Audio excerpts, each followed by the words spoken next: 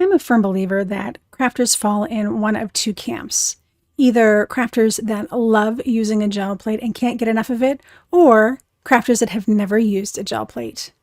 In this technique video, I'm going to pair two of my favorite products together, and you will love gel plates too.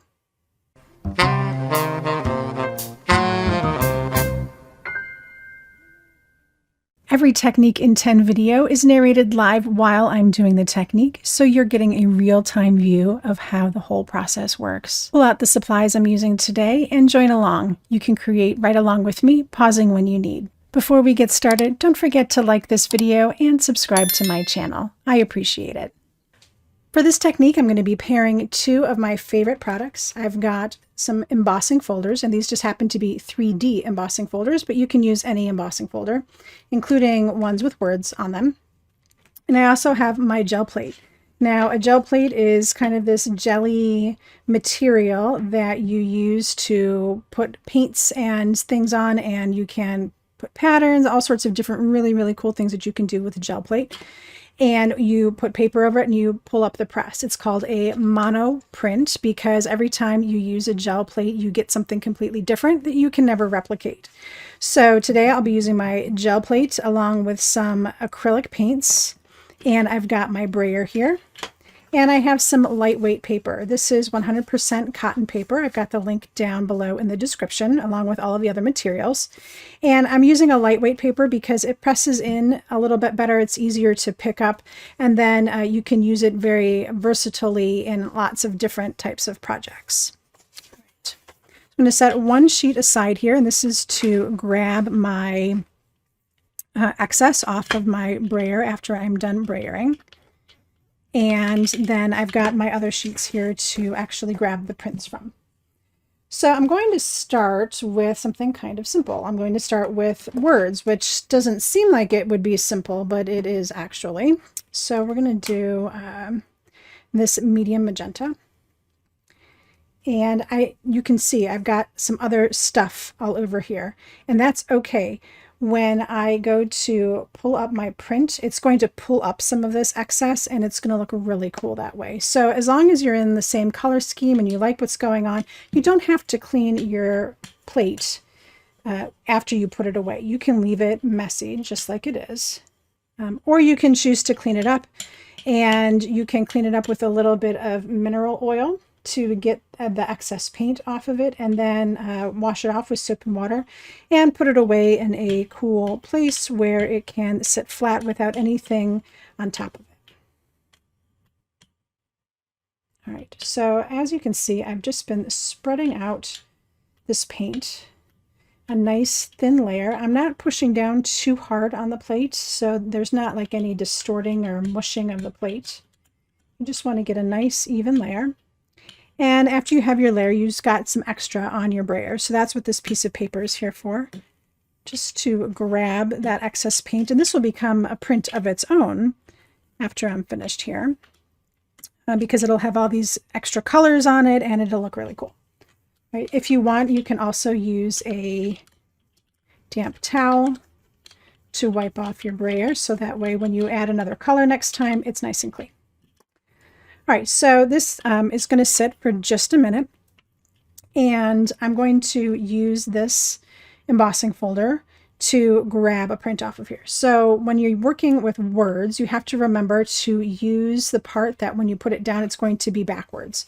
So if I put this side down, when I pick up my print, it will be backwards, which is not what we want. So I'm going to use the reverse, and I'm going to place it right on top of my gel plate.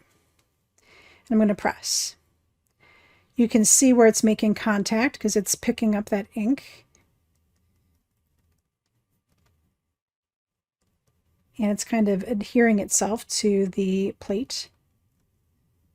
All right, so just give that a second. Press it really nice and firm to get good contact, and then lift up your embossing folder. All right, this can get washed off with soap and water.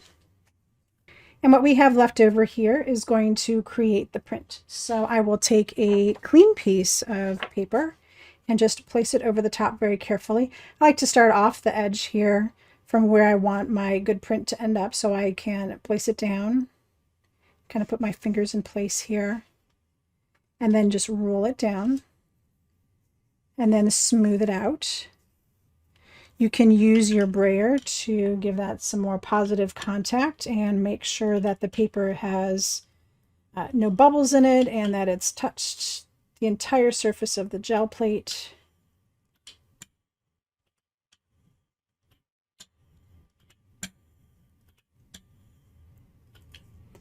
And then pick up a corner here and peel this up. So this print was really cool because, like I said, there was all that other junk already on the plate from before. And what you can see is the hello in here, but all of that other paint is in there too, which is really kind of a neat look. If this had been a clean plate, I would have gotten something more like this, where it was just the solid color and the hello could be seen a little bit more.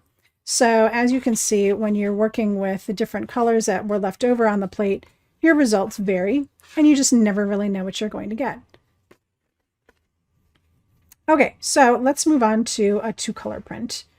And in this case, we're going to start again with the magenta. And again, I will put a layer on here.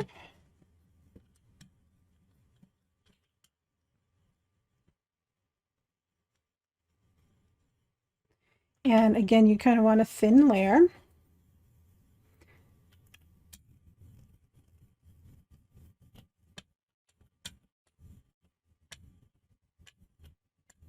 So there we go. We've got our nice thin layer on there, and you can tell that this center is where that nice thin layer is. You can even see some of the hello that's still in here from the previous print. Then you can see these thick spots on the sides. Now these thick spots on the sides, let me put some paper here and pull this up. This is where a whole bunch of layers have been building up over time. And you can see that I'm getting some different colors and stuff in here. And I picked up some of that. And let's try one more.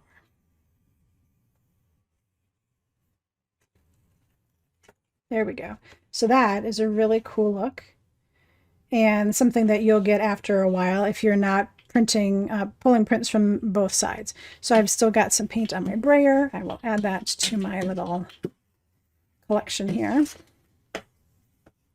All right, and then I clean this off.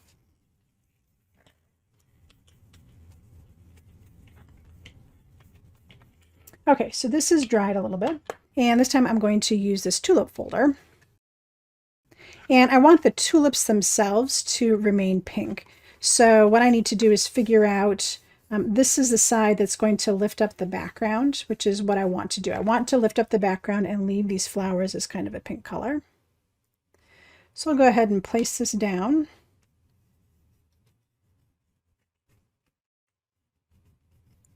And it's going to get a little bit of the detail from the flowers here, but it's mostly going to pick up that background.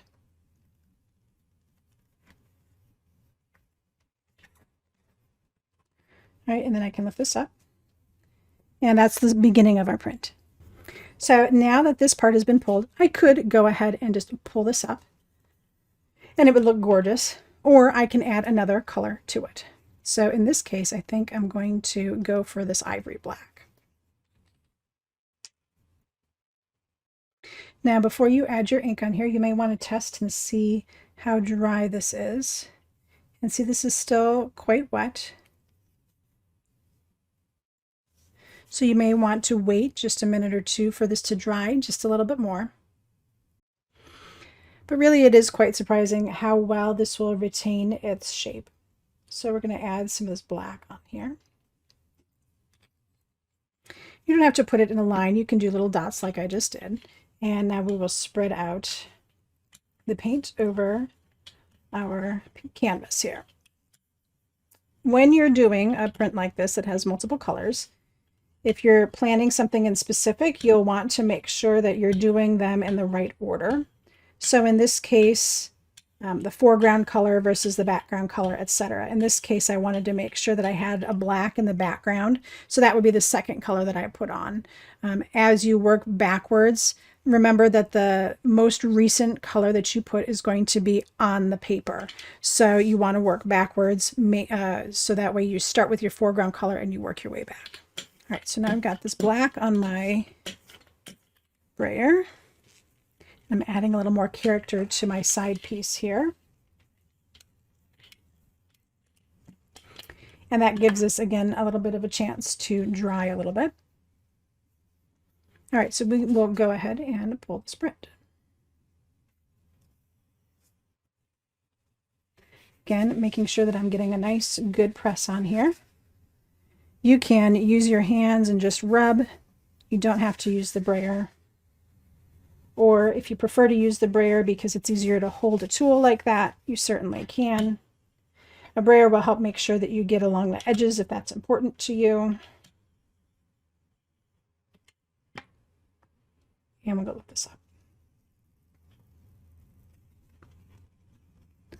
All right, so here is my result. I've got these beautiful flowers in place, and then a kind of a funky grayish background with some of this green in here. It's a very cool look.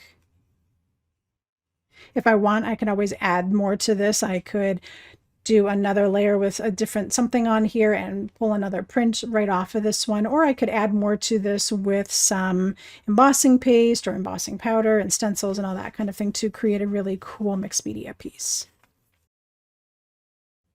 So now that I'm done, I can clean this up a little bit by grabbing these extra little bits onto my scrap sheet here.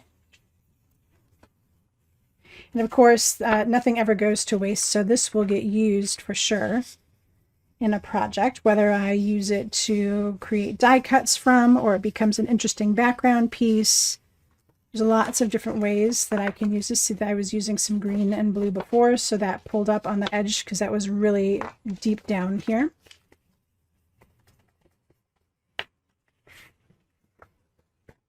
So this is one way that you can clean up your gel plate.